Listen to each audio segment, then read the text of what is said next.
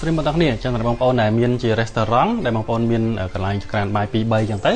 ហើយមានតុ cashier បងប្អូនអាចធ្វើការប្រើប្រាស់ឈុតនេះបានហើយបងប្អូនអាចធ្វើការកម្មង់តាមរយៈ iPad បានឬក៏ទូរស័ព្ទដៃរបស់បុគ្គលិកយើងក៏បានដែរចឹងអាចកាន់ iPad ឬក៏ទូរស័ព្ទទៅកម្មង់តាមតុបានដោយបងប្អូនឃើញនេះយើងអាចរើសអីវ៉ាន់ផ្សេងៗបានឧទាហរណ៍ថាគេត្រូវការជាពពួកម្ហូបយើងយកម្ហូបទៅបើសិនជាគេត្រូវការជាពពួកកាហ្វេបងប្អូនអាចយកកាហ្វេបានមាន hot drink ឬក៏យ៉ាងម៉េចហ្នឹងបងប្អូនអាចរើសបានចឹងតែបងប្អូនធ្វើការកម្មង់ហើយបងប្អូន save ចឹងព័ត៌មានទាំងអស់នេះវានឹងរុញទៅចក្រានបាយអូតូតែម្ដងនេះបងប្អូនឃើញនេះបាទពេលយើងកម្មង់ហើយចក្រានបាយពពួក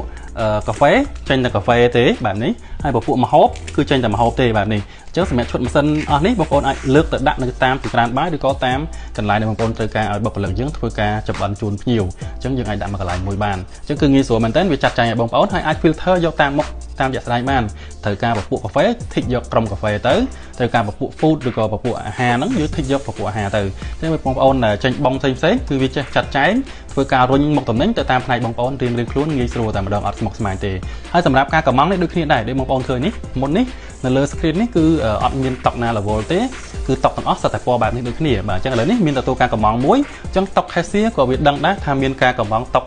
លេខ2នេះមួយកំពុងចោត level បាទអញ្ចឹងគឺងាយស្រួលសម្រាប់ការគ្រប់គ្រង cashier ក៏ដឹងតុកណា level យ៉ាងម៉េចបានបាទអញ្ចឹងនេះឥឡូវនេះខ្ញុំបង្ហាញបងប្អូនពីការកម្មង់មួយទៀតខ្ញុំយកតុកលេខ4ម្ដងឥឡូវនេះយើងរើសអីវ៉ាន់ផ្សេង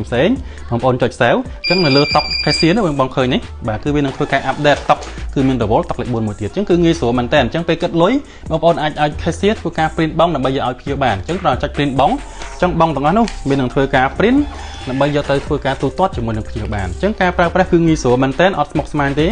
ទទួលការកម្មង់តាមទូរស័ព្ទឬក៏ tablet iPad បានហើយឈុតម៉ាស៊ីនទាំងអស់វាចាត់ចែងខ្លួនវាតែម្ដងធ្វើការរុញទៅតាមផ្នែករៀងខ្លួនបាទអញ្ចឹងសម្រាប់ការបង្ហាញរបស់ខ្ញុំសូមបញ្ចប់ត្រឹមប៉ុណ្នេះសម្រាប់បងប្អូនមានចម្ងល់ផ្សេងបងប្អូនត្រូវការយកទៅ set up នៅលើឈុត